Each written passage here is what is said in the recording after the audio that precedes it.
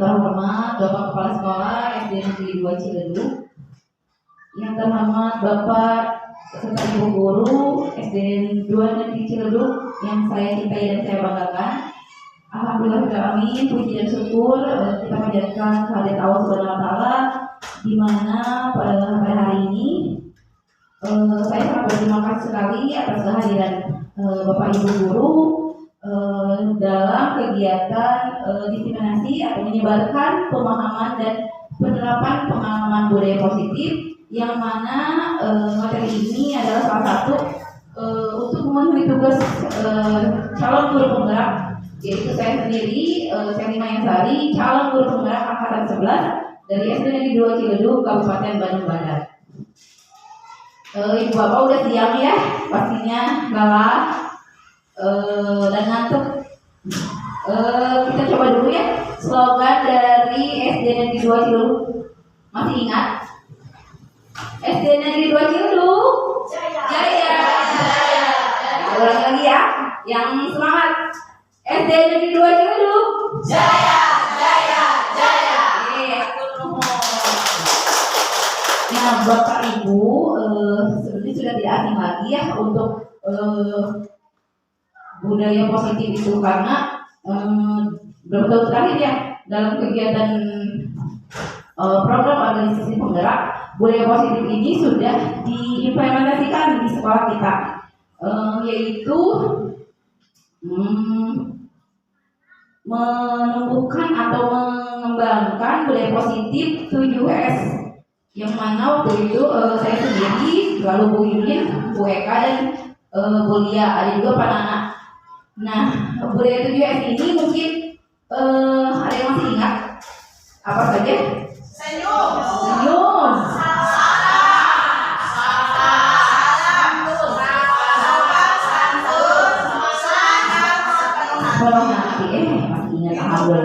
Nah, apakah di kelasnya masih dikembangkan budaya positif 7S itu di sekolah kita? Alhamdulillah ya. Nah, berarti sudah tidak asing lagi budaya positif untuk guru-guru SD Negeri 2 Ciledug. Nah, ini ada konsep inti budaya positif, yang mana yang pertama itu perubahan paradigma belajar, disiplin positif, nilai-nilai kebajikan, kebutuhan dasar manusia, motivasi perilaku manusia, posisi kontrol guru, keyakinan kelas, dan segitiga restitusi. Nah, pembelajaran dengan paradigma baru. Nih, di sini kita saya ingin bertanya dulu ya, apakah Bapak Ibu selama mengajar atau selama proses belajar mengajar di kelas, apakah masih menggunakan pembelajaran teacher center ataukah student center? Maksudnya teacher center itu berpihak pada guru, sedangkan student center itu berpihak pada murid. Bila yang mau menjelaskan? Nah, berpihak pada murid. Berpihak pada murid. Ya, karena emang seharusnya berpihak pada murid ya, sesuai dengan filosofi Ki Hajar Dewantara. Pembelajaran itu berpihak pada murid. Karena murid itu jadi digali kemampuannya, digali minat bakatnya. Jadi kalau misalkan zaman dulu mungkin ya, pembelajaran itu berpihak pada guru teh ceramah gitu ya, guru menjelaskan kan ya. Kalau sekarang kan tidak ya. Kalau sekarang itu lebih ke kemampuan siswa, karena kemampuan siswa itu pasti beda minatnya, kemampuannya dari segi pembelajarannya. Karena ada tiga cara pembelajaran siswa itu, yaitu dengan cara apa? Misalnya audio makanya jadi siswa itu lebih paham menggunakan media auditory. Nah, sedangkan misalkan hanya membaca atau melihat buku aja, si anak kurang paham. Lalu yang kedua ada visual, karena gambar, lebih semangat gitu ya. Ada juga misalkan jadi main di kelas, ya siswa itu karena sudah cicing, ada aktif, berarti itu menggunakan atau pembelajarannya yang dia butuhkan itu kinestetik. aja keluar seperti itu. Nah, itu paradigma baru pada pembelajaran saat ini yang sesuai dengan filosofi Ki Hajar Dewantara dan untuk mewujudkan profil pelajar Pancasila. Nih contohnya profil Pancasila itu ada 6 dimensi. Masih ingat tidak? Kita suka menyanyikannya sebelum pembelajaran profil pelajar Pancasila. Yang pertama yaitu beriman dan bertakwa kepada Tuhan Yang Maha Esa. Intinya siswa tidak jauh dari keimanan dan ketakwaan kepada Tuhan Yang Maha Esa. Tidak membedakan suku mana, agama mana, tapi kita itu tetap dalam satu kesatuan atau mewujudkan profil pelajar Pancasila. Yang kedua itu berkebinekaan global. Maksud di sini ya tadi bangsa Indonesia itu beragam suku, budaya, bahasa, apalagi tradisi mungkin ya, adat istiadat. Nah, tidak hanya mengenal suku Sunda, mungkin siswa itu tapi tetap harus mengenal berbagai macam suku budaya yang ada di Indonesia, tapi tetap tidak melupakan budaya lokal sendiri. Lalu yang ketiga itu bergotong royong. Nah, bergotong royong yang ini kita mah sudah tradisi ya, sudah sosial budaya mengirikan gotong royong. Nah, kalau di kelas mungkin berkolaborasi, atau kita juga samanya berkolaborasi dengan rekan sejawat. Sama halnya siswa di kelas juga misalnya belajar dengan kelompok, jadi berkolaborasi, bergotong royong dalam pembelajaran.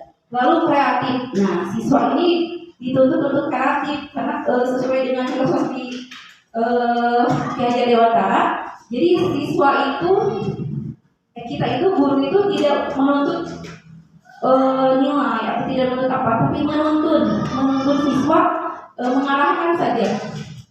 Nah, supaya itu lebih kreatif lagi dalam pembelajaran. Misalkan jadi si anak itu dong dicek, ini kalau misalnya jangan dilarang, kalau misalnya dia senang gambar, berarti si anak itu pembelajarannya senang gambar, lebih paham menggunakan gambar. Apalagi sekarang misalnya lebih ke teknologi ya. Karena tidak jauh dari gadget mungkin sekarang ya, anak itu tetap di abad 21 ini, di mana di sini siswa diminta untuk itu benar kritis.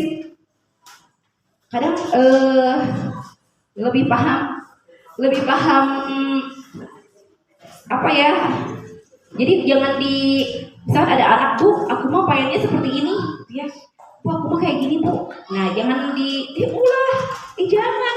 Tapi tetap kita gali aja pemikiran dia, potensi dia itu sejauh mana. Nah, berarti anak itu memang udah kritis kalau sering nanya yang ini ya, sesuai dengan materi yang kita ajarkan. Nah, lalu di sini miskonsepsi teori kontrol. Nah, di sini itu kita itu kadang-kadang siswa itu nurut sama kita ya. Misalkan si A, yuk kerjakan ini, yuk menggunakan ini. Nah, siswa itu nurut ya. Tapi kalau kita lagi tidak ada, belum tentu ya.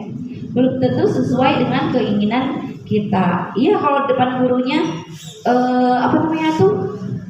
nurut, iya Bu, iya Pak. Tapi kalau kitanya tidak ada, si anak itu tidak sesuai dengan harapan kita. Nah, itu disebut ilusi guru mengontrol murid. Jadi tidak semua siswa yang kita perintahkan itu akan akan mengikuti. Ya, kecuali kalau kitanya ada di depan dia, diperhatikan, baru dia nurut gitu ya. Tapi kalau misalnya sewaktu begitu kita nggak ada, pasti dia tetap akan berontak ya, akan melakukan hal-hal yang tidak sesuai yang kita perintahkan. Nah, itu ilusi bahwa semua penguatan positif, efektif, dan bermanfaat. Lalu ilusi bahwa kritik dan membuat rasa bersalah mampu menguatkan karakter. Lalu yang terakhir ilusi bahwa orang dewasa berhak memaksa. Nah, itu keinginan atau harapan kita terhadap siswa gitu. Tapi belum tentu siswa itu akan melakukan hal yang sesuai dengan yang kita perintahkan. Di sini mengubah paradigma stimulus respon ke pendekatan teori kontrol. Maksudnya di sini ada beberapa, yaitu realitas kebutuhan kita yang sama. Nah, kalau di teori kontrolnya, realitas kebutuhan kita berbeda. Setiap anak pasti berbeda ya kebutuhannya, tidak disamaratakan. Ada yang kemampuannya emang kurang, ada yang sedang, ada yang memang cepat tanggap. Lalu semua orang melihat hal yang sama. Itu stimulus respon. Nah, sedangkan teori kontrolnya, setiap orang memiliki gambaran yang berbeda. Lalu kita mencoba mengubah orang agar berpandangan sama dengan kita. Nah, tidak mungkin ya, pasti kita berusaha memahami pandangan orang lain tentang dunia. Jadi pasti ada beda pendapatnya. Lalu perilaku buruk dilihat sebagai suatu kesalahan. Pada teori kontrolnya semua perilaku memiliki tujuan. Tidak mungkin atau kita atau siswa atau gurunya melakukan kesalahan terus, mungkin ada alasannya. Lalu orang lain bisa mengontrol saya. Sedangkan teori kontrolnya hanya Anda yang bisa mengontrol diri Anda sendiri. Ya, tidak dikendalikan oleh orang lain ya, harus keyakinan kita sendiri. Lalu saya bisa mengontrol orang lain. Teori kontrolnya Anda tidak bisa mengontrol orang lain. Lalu pemaksaan ada pada bujukan gagal. Teori kontrolnya kolaborasi dan konsensus menciptakan pilihan-pilihan baru. Lalu yang terakhir, model berpikir menang atau kalah. Jadi kalau teori kontrolnya model berpikir menang-menang. Jadi diusahakan ya optimis ya melakukan hal yang terbaik. Nah, di sini disiplin positif. Nah, ingin bertanya dulu, mungkin ada yang tahu disiplin positif itu apa? Boleh Bapak Ibu mengungkapkan pendapatnya. Disiplin positif itu apa ya? Biasanya keterkaitan dengan tata tertib mungkin ya, aturan ya. Disiplin positif di sini kita bacakan aja. Disiplin itu berasal dari kata disiplina ya, yang artinya belajar. Disiplin mengacu pada disiplin diri yang memiliki tanggung jawab terhadap apa yang dilakukannya berdasarkan nilai-nilai yang diyakini. Nah, disiplin positif juga merupakan salah satu cara penerapan disiplin yang bertujuan untuk menumbuhkan kesadaran serta memperdayakan peserta didik tanpa imbalan atau penghargaan atau reward ya, ancaman atau hukuman. Jadi jangan sampai disiplin positif itu ada kata si ibu mau dikasih hadiah, jadi aku tuh nurut aja sesuai dengan yang diperintahkan ibu guru. Nah, tidak seperti itu ya. Jadi kalau bisa mah sesuai dengan hati nurani siswa tersebut. Nah, sebagai pendidik, tujuan kita adalah menciptakan peserta didik yang memiliki disiplin diri sehingga mereka berperilaku mengacu kepada nilai-nilai kebajikan universal dan memiliki motivasi intrinsik dalam perubahan perilaku ke arah yang lebih baik. Tadi ada hubungannya dengan mewujudkan profil pelajar Pancasila yang 6 dimensi itu ya Bapak Ibu. Nah, nilai kebajikan. Di sini saya mengambil 3. Contoh nilai kebajikan dalam institusi atau organisasi, misalnya di sini profil pelajar Pancasila itu beriman dan bertakwa kepada Tuhan Yang Maha Esa, berharap mulia, mandiri, berkritis, kebinekaan global, bergotong royong dan kreatif. Sedangkan IDO ya atau Primary Years Program, di sini ada toleransi, rasa hormat, integritas, mandiri, menghargai, antusias, empati, keingintahuan, kreativitas, kerjasama, percaya diri dan komitmen. Sedangkan life skill atau keterampilan hidup di sini dapat dipercaya, lurus hati, pendengar yang aktif, tidak merendahkan orang lain dan memberikan yang terbaik pada diri. Itu nilai-nilai kebajikan, nilai-nilai yang baik ya, yang baik semua. Mudah-mudahan peserta didik kita dan kita semua juga memiliki nilai-nilai kebajikan. Lalu di sini kebutuhan dasar manusia. Nah, sama halnya apa namanya tuh, kita hidup ini pasti memerlukan kebutuhan. Nah, ada 5 kebutuhan dasar manusia. Tapi apa sih kebutuhan manusia itu? Kita butuh makan, kita butuh tempat tinggal, butuh pakaian juga ya. Iya.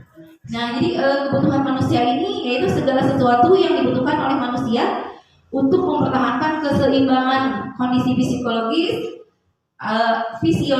dan psikologis yang bertujuan untuk mempertahankan kehidupan dan kesehatan. Ya, ada 5 kebutuhan dasar manusia, yaitu bertahan hidup, jadi makanan, pakaian, tempat tinggal, keamanan, kesehatan. Ya. Pasti semua orang membutuhkan ya, sandang papan pangan ya. Nah, lalu yang kedua itu kasih sayang dan rasa ingin diterima. Nah, di sini rasa diterima, dipedulikan, berbagi, kerjasama, menjadi bagian dari kelompok. Nah, itu kebutuhan dasar manusia. Yang ketiga itu penguasaan. Penguasaan di sini ada harga diri, keinginan untuk dianggap, memimpin, berprestasi, diakui dan didengar. Tidak semuanya harus bekerja, siswa juga sama. Tidak semuanya harus terus-terusan belajar. Ada kesenangannya, ada bermainnya, ada humorisnya, ada antusiasmenya, ada tertawanya. Jadi kita ajarkan juga kepada peserta didik, wah serius deh. Dan kita harus menjadi ini, harus ini, tidak seperti itu ya. Tetap 5 kebutuhan manusia, baik pada guru maupun pada siswa, itu sangat dibutuhkan. Nah, di sini ada teori motivasi, hukuman, penghargaan, dan restitusi. Di sini ada unsur atau motivasi ekstrinsik dan intrinsik. Mungkin dari luar, intrinsiknya dari dalam. Nah, paling utama itu motivasi dari diri sendiri, dari dalam, intrinsik ya. Kalau dari luar itu misalnya menghindari ketidaknyamanan dan hukuman, dan mendapatkan imbalan atau penghargaan dari orang lain. Itu dari luar ya, ekstrinsik, motivasi dari luar. Sedangkan motivasi intrinsiknya itu untuk menjadi orang yang mereka inginkan dan menghargai diri sendiri dengan nilai-nilai yang mereka percaya. Jadi yang kita butuhkan atau peserta didik kita butuhkan itu motivasi dari dirinya sendiri. Sehingga kenapa nggak pakai itu? Kita usaha berupacara. Nah, so ini hormat misalkan 1 jam di bendera. Nah, itu tidak direncanakan ya, karena melihat ya si anak itu tidak menggunakan atribut lengkap pada saat upacara. Nah, lalu murid tidak tahu apa yang terjadi atau tidak dilibatkan. Jadi siapa di luar tidak tahu saya dihukum nih. Oh, karena emang kalau yang menyadari, oh mungkin saya salah tidak menaati aturan yang ada di sekolah. Lalu bersifat satu arah, jadi hanya gurunya saja hukuman itu, hanya gurunya yang memberikan hukuman kepada peserta didik. Lalu berubah hukuman fisik atau psikis. Jadi tadi kalau misalkan hormat di tiang bendera, berarti hukuman fisik. Sedangkan konsekuensi di sini itu terencana atau disepakati sesuai peraturan. Nah, misalnya di kelas nih, kalau kita tidak piket, nah ada aturannya, ada konsekuensinya. Misalkan apa? Tidak mengerjakan tugas, tidak apa namanya itu sesuai dengan nanti kita akan keyakinan kelas ya, sesuai yang telah disepakati. Lalu murid tetap dibuat tidak nyaman. Jadi tetap konsekuensi itu ada kekhawatiran atau ketakutan kepada anak apabila tidak atau melanggar aturan yang telah disepakati. Lalu yang ketiga itu sikap guru selalu memonitor murid. Jadi murid ditantang itu melakukan kesalahan lagi kan? Nah, nanti kalau misalnya melakukan kesalahan berarti ada konsekuensinya. Nah, sedangkan restitusi ini proses menciptakan kondisi bagi murid untuk memperbaiki kesalahan dan proses kolaboratif yang mengajarkan murid untuk mencari solusinya sendiri. Nah, nanti kita akan bahas ya restitusi itu apa, Dan selama ini kita teh kalau masih hubungan, masih konsekuensi langsung gitu ya. Nah nanti kita belajar restitusi harusnya seperti apa sih gitu ya, sebagai guru untuk menghadapi atau meyakinkan anak kalau bekerja itu melakukan kesalahan. Nah di sini ada posisi kontrol guru. Di sini ada 5. Ada penghukum, pembuat merasa bersalah, teman, pemantau, dan manajer. Nah ibu kira-kira kita di posisi mana nih? Di posisi kontrol mana? Kalau saya mah di semua posisi pernah mengalami ya. Penghukum iya, membuat merasa bersalah iya, sebagai teman juga iya, pemantau juga iya, manajer juga iya. Kira-kira ibu bapak berada di mana nih? Boleh lebih dari itu juga. Saya mah ada ke anak langsung aja hukum misalkan, atau enggak sebagai teman.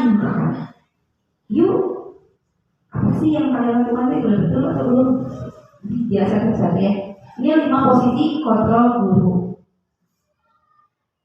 Nah di sini ada contohnya 5 posisi kontrol guru. Di sini kasusnya siswa tidak memakai atribut lengkap saat upacara bendera. Kalau misalkan hormat bendera selama 1 jam.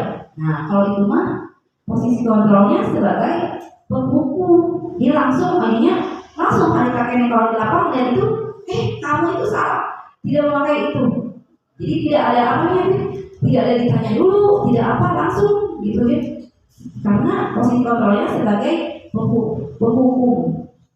Lalu yang kedua, pembuat merasa bersalah. Nah biasanya menggunakan kalimat yang beberapa kali ibu atau bapak harus memberitahu kamu selalu saja mengecewakan ibu dan bapak.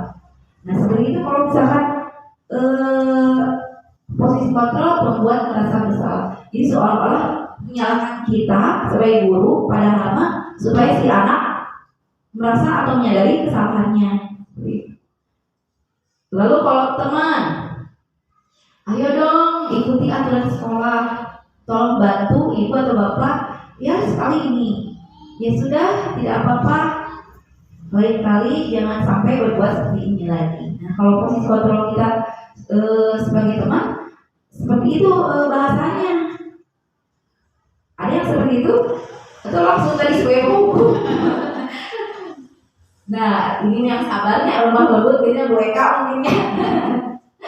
Nah harusnya nah di sini kalau sebagai teman, kalau misalkan siswanya iya saya menyadari ini kesalahannya, saya menyadari gimana kalau saya minta maaf misalkan sama wali kelasnya.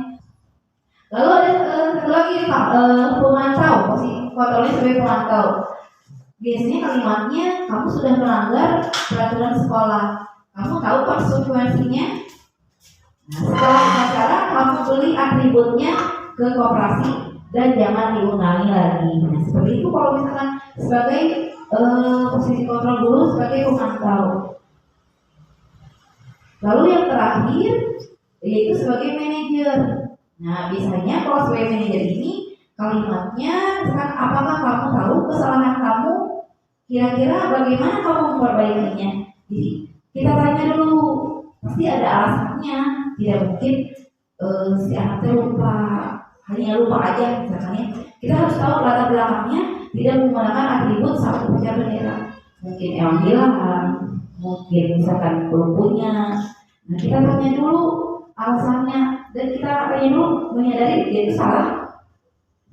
Nah setelah itu kira-kira bagaimana kamu memperbaikinya. Jadi siswa sendiri mencari solusinya.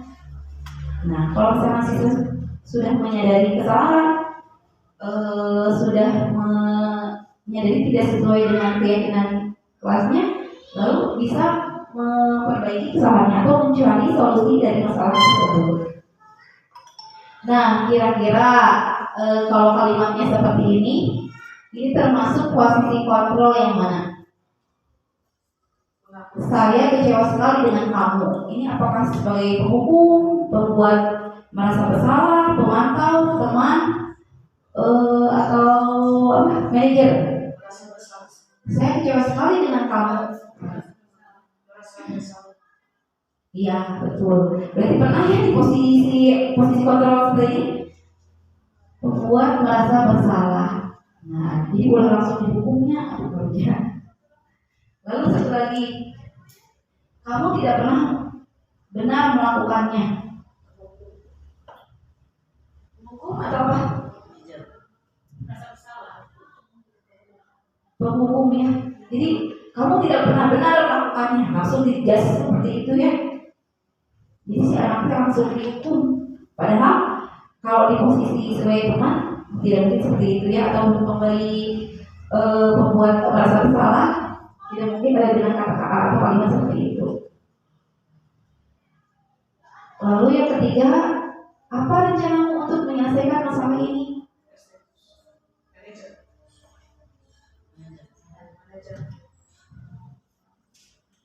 Nah, untuk manajernya, karena dalam posisi kontrol manajer itu, jadi siswa itu harus mencari solusinya sendiri, harus mencari penyelesaiannya masalah yang dia lakukan. Lalu satu lagi, ayolah lakukan ini demi bapak ibu ya. Sebagai teman. Ya biasanya seperti itu. Dan harus siswa itu harus berubah. Misalnya kalau dia melakukan kesalahan, karena kita posisi kontrolnya sebagai teman, dia langsung sama siswa langsung minta maaf atau memperbaiki kesalahan. Nah, tapi kalau misalkan tidak melakukan itu, tidak ada perubahan, maksudnya berarti itu sebagai posisi kontrolnya sebagai kadang penghukum gitu ya. Satu lagi, ini udah ada jawabannya. Kamu tidak pernah mendapatkan nilai jika tidak menyediakan tugas. Nah ini posisi kontrolnya pemantau ya. Nah, sekarang kita ke keyakinan kelas. Saya percaya Bapak Ibu sudah melakukan atau membuat keyakinan kelas di kelasnya masing-masing ya dengan siswa. Nah, kenapa sih harus keyakinan kelas? Mengapa bukan? Jadi tidak ada kata-kata yang negatif lah, kata yang menghukum gitu ya. Sedikit saja agar mudah diingat. Jadi udah menyangkling. Kalau dulu peraturan sekolah, peraturan kelasnya 10 gitu ya, atau berapa gitu ya. Sekarang sedikit aja tapi anak memahami. Dan yang terpenting anak melaksanakan konsisten gitu ya. Tidak melanggar keyakinan kelas yang sudah disepakati. Lalu sesuaikan dengan kondisi kelas dan sekolah sehingga mudah diterapkan. Ya, apa namanya teh? Disesuaikan juga dengan kondisi kelasnya masing-masing. Seperti misalnya di kelas kuliah, karakter anaknya yang pengatur. Nah, kita harus sepakati mau seperti apa keyakinan kelasnya ya. Beda lagi dengan yang kelas 1. Nah, lalu yang terakhir, semua warga sekolah atau warga kelas dilibatkan saat membuat keyakinan kelas. Nah, yang tadi kita akan bahas itu segitiga restitusi ya, karena mungkin baru dengar ya. Kalau pertama konsekuensi mah itu sudah biasa, sudah mengenal.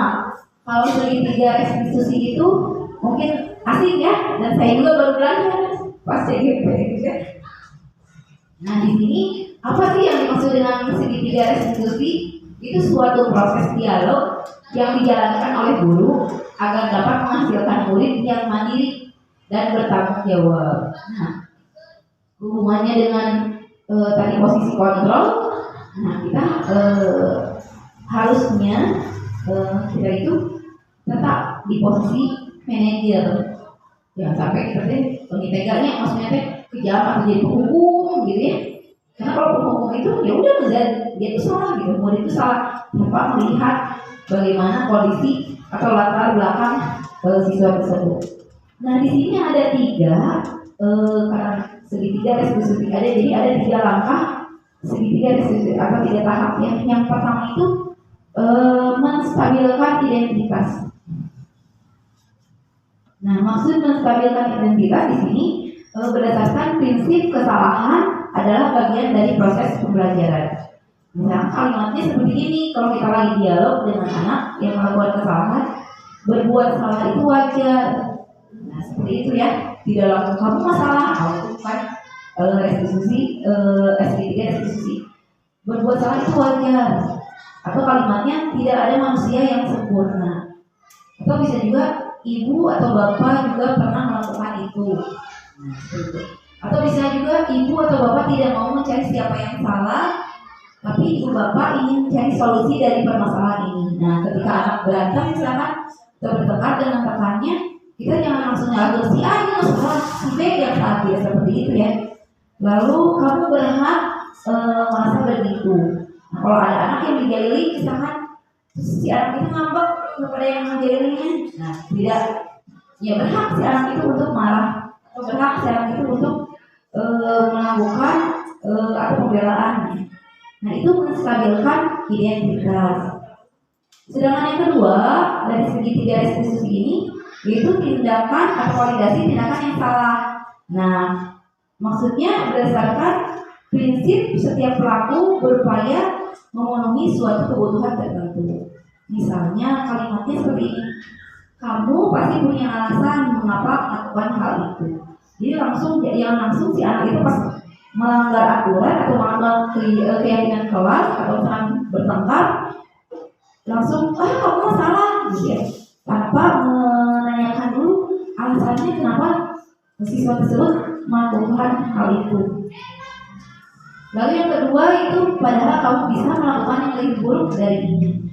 Nah, misalnya ada teman yang rekannya berantem, misalnya siswa itu berantem, tapi atau jahil misalnya, tapi dia tidak melakukan hal-hal yang bisa memukul atau misalnya saling secara verbal mungkin ya. Nah, padahal kamu bisa melakukan hal yang lebih buruk dari itu, misalnya memukul atau apa gitu ya. Lalu kamu patut bangga karena telah melindungi sesuatu yang penting buat kamu. Bisa seperti itu kalimatnya. Dan yang ketiga, kamu melakukan karena mempertahankan sesuatu yang penting bagimu. Nanti ada contohnya ya, Bapak Ibu. Sedangkan yang sini menanyakan keyakinan kelas. Setelah tadi stabilitas, identitas, validasi, sekarang menanyakan keyakinan kelas. Jadi prinsipnya teori kontrol bahwa pada dasarnya kita termotivasi secara intrinsik. Jadi ada tergugah hatinya setelah melakukan kesalahan. Nah, apa yang keyakinan kelas kita? Nah, tadi kan dia melakukan kesalahan tidak sesuai dengan keyakinan kelas yang telah disepakati. Tapi kita tanyakanlah dulu, apa keyakinan kelas kita? Misalnya, dia disiplin atau menghargai teman. Terus nilai-nilai apa yang telah disepakati bersama? Seperti apa gambaran sebuah kelas yang ideal menurut kamu? Nah, pasti siswa juga berpikir ya, oh iya ya yang saya lakukan ternyata salah. Kamu ingin menjadi orang yang seperti apa? Bisa ditanyakan. Bukan menuduh, tapi supaya siswa itu berpikir, oh ini mengakui kesalahannya tidak sesuai dengan kesepakatan kelas yang telah disepakati. Nah, di sini ada contoh penerapan segitiga restitusi.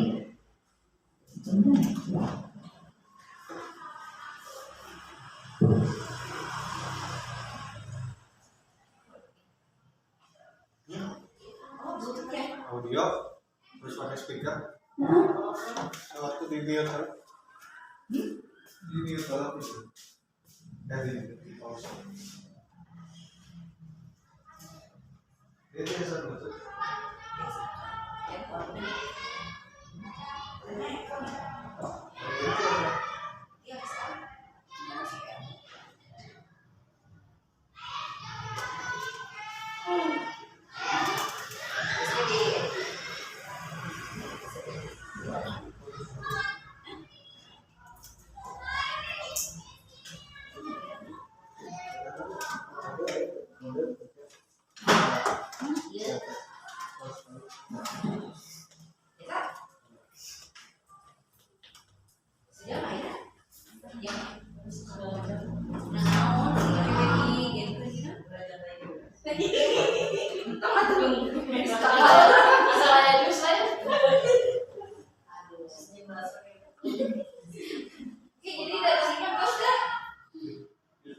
transport. Siswa transport. Transfer Langsung ngerti. ini pembuat ulang tahun sudah emang ulang tahun sudah waktu hari So fokus itu perbuatan. Di video sih. Mana masa kalkulasi ayah nih kalau ini mana bu? Di mana? lagi bener lah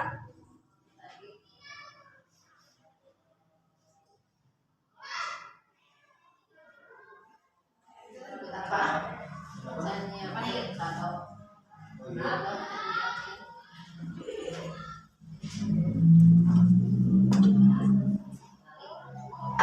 Ada nama naik. Kalau mau ada Ini sudah istirahatnya. Sudah dari samping belum lagi. Nah, ibu mengambil ini karena ibu mendapatkan orang dari sebuah kelas. Tapi kamu berkampang ya dengan berapa? Ya Bu, saya kesal sih. Kenapa? Karena beberapa pekerjaan saya bukan hanya PR, semua tugas semua. Oh gitu. Ya wajar ya, kamu kesal dan marah. Jika ibu ada di posisi kamu, ibu juga pasti akan membuat keputusan. Lalu apa yang melakukan keadaan berapa? Saya marah-marah Bu, saya masih pakai nugrahan. Saya mengatasi punya Bu. Oh begitu. Kamu buat seperti itu pasti ada alasannya. Segitiga restitusi itu di sini Agis ini melakukan kenapa sih?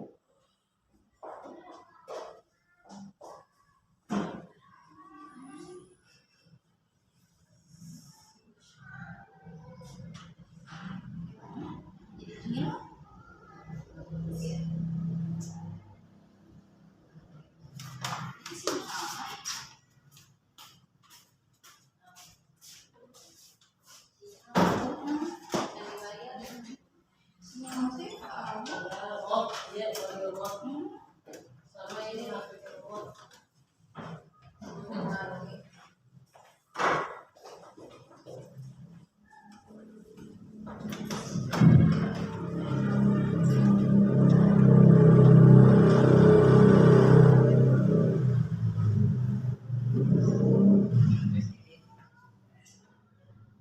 Ini sudah.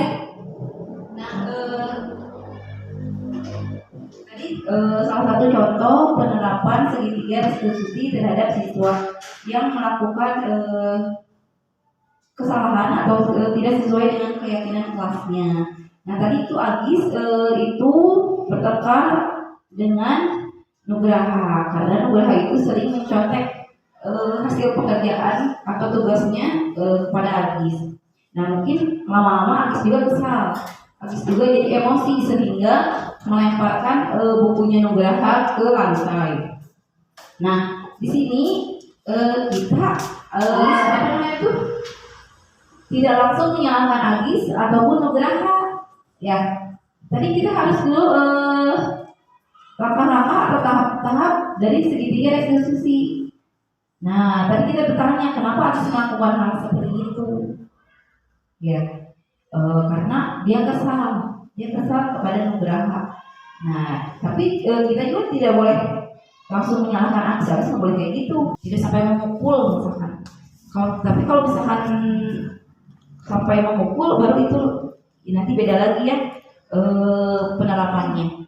Nah, tapi kita juga memberikan apresiasi ya. Oh, Agis melakukan hal itu ya wajar dan tidak berlebihan, tidak sampai berbuat hal yang lebih buruk dari melempar buku. Nah, karena dia ada alasannya mempertahankan apa namanya tuh sesuatu yang penting bagi dirinya. Nah, lalu tadi yang terakhir menanyakan apakah tindakannya sudah sesuai dengan keyakinan kelas yang telah disepakati. Tadi dia tuh marah, padahal marah itu atau emosi itu tidak sesuai dengan kesepakatan kelasnya, dengan keyakinan kelasnya. Lalu apa tadi ya? Nilai-nilai apa yang sudah dilanggar? Tidak menghargai teman, Ya itu tetap meskipun salah tapi tetap bukan berarti langsung dijudge Agis itu salah. Nah, setelah bertanya apakah kesalahannya tidak sesuai dengan keyakinan kelas dan nilai-nilai apa yang telah disepakati bersama, lalu di sini ditanyakan solusinya. Apakah Agis itu akan berubah? Tidak akan seperti itu lagi. Tadi kan tanya ya, lalu apa yang akan Agis lakukan untuk tetap keyakinan kelasnya dilaksanakan? Itu kalau misalkan Nugraha mencetek lagi, Agis tidak akan melakukan atau melempar buku lagi ke lantai, tapi Agis akan melaporkan kepada guru, kepada wali kelas, sehingga nanti mungkin Nugraha juga akan dipanggil ya oleh wali kelas. Nah, seperti itu. Nah, karena kita yakinin dulu pas menyatakan keyakinan kelas, kita yakinin dulu bahwa keyakinan kelas itu penting. Nilai-nilai yang ada di keyakinan kelas itu penting bagi dirinya sendiri dan rekannya. Nah, itu tadi sebetulnya. Lalu yang terakhir itu penutup Bapak Ibu, itu dalam penerapan program disiplin positif, hendaknya guru memiliki standar kepribadian, profesional dan sosial yang baik, di mana guru mampu merefleksi dirinya dalam posisi kontrol saat ini. Bagaimana perjalanan dirinya sebagai among atau manajer yang menuntun murid-muridnya menjadi insan yang mandiri, merdeka dan bertanggung jawab. Itu sesuai dengan standar nasional pendidikan. Nah, saya cukupkan sekian Bapak Ibu, atur nuhun atas kerjasamanya, atas perhatiannya untuk diseminasi budaya positif di sekolah kita. Mudah-mudahan materi yang saya sampaikan bisa bermanfaat dan kita implementasikan kepada peserta didik di sekolah. Wassalamualaikum warahmatullahi wabarakatuh.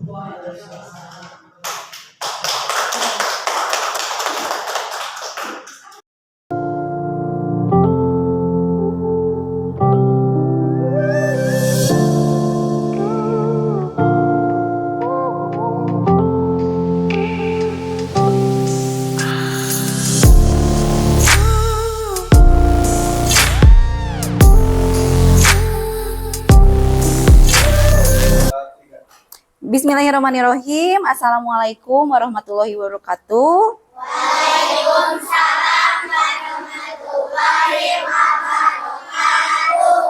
Nah, anak-anak, sebelum pembelajaran dimulai, ibu dan kalian akan bersama-sama membuat tentang keyakinan kelas. Ada yang tahu keyakinan kelas itu apa? Belum ya? Belum tahu ya?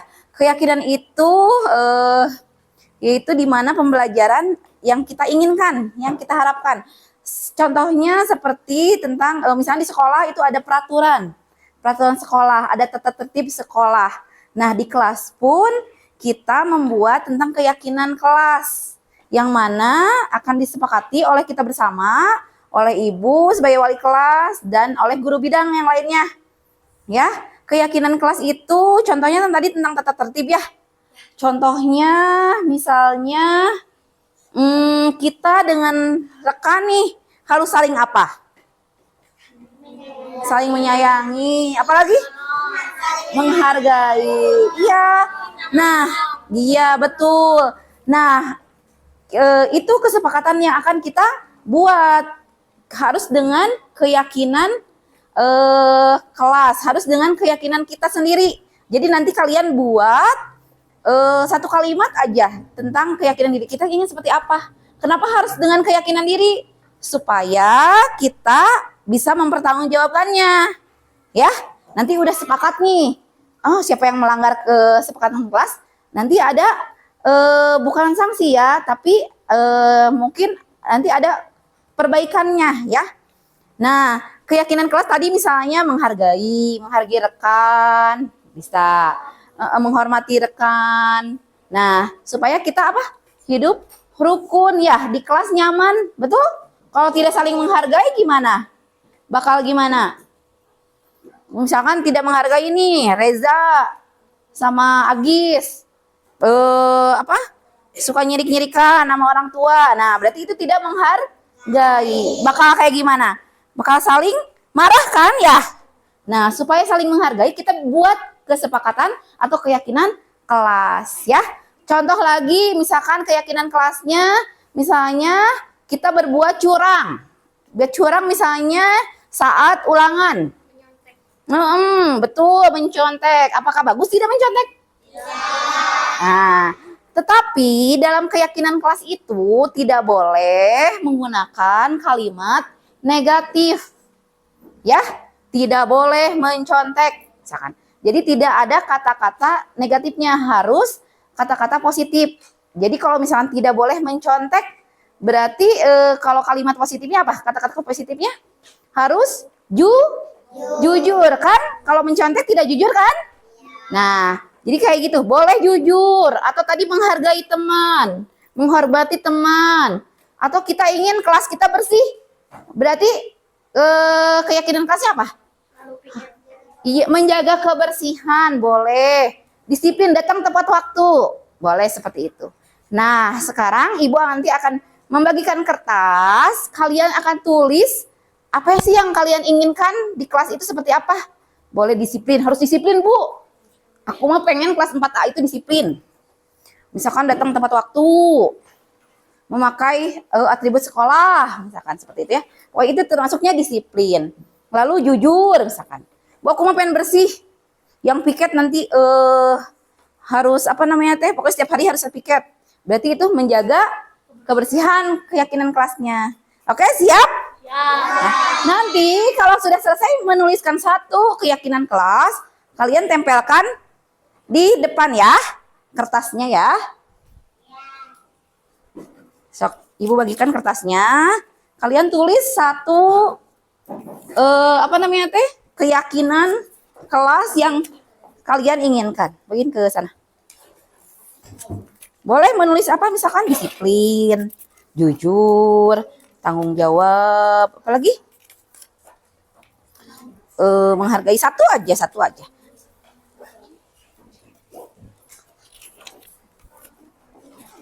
Nanti kalau ada yang sama, kita sepakati bersama ya. Satu kalimat aja, satu kata aja, satu keyakinan kelas aja. Sini kita.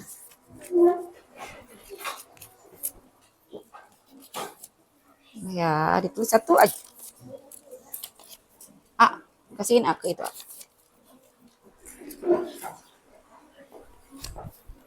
Yang sudah dibagi kertasnya boleh menuliskan. Nanti menempelkan di papan tulis di yang ada di warna ungu itu. Kenapa? Semuanya nulis. Sok, itu kasihin ke siapa? Hana.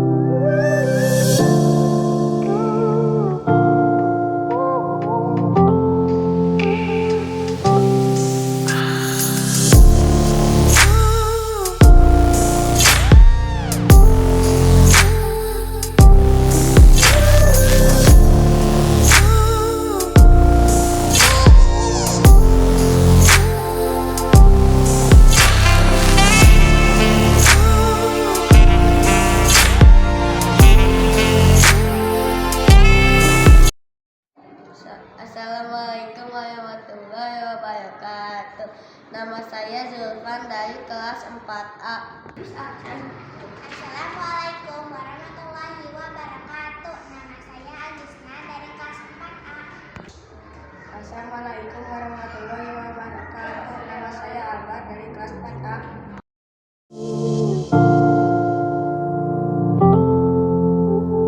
Sangat senang sekali. Sangat seru sekali.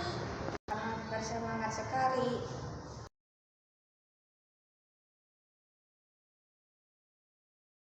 Itu sangat penting sekali. Itu sangat penting sekali bagi kita yang sedang sekolah. Itu sangat penting sekali.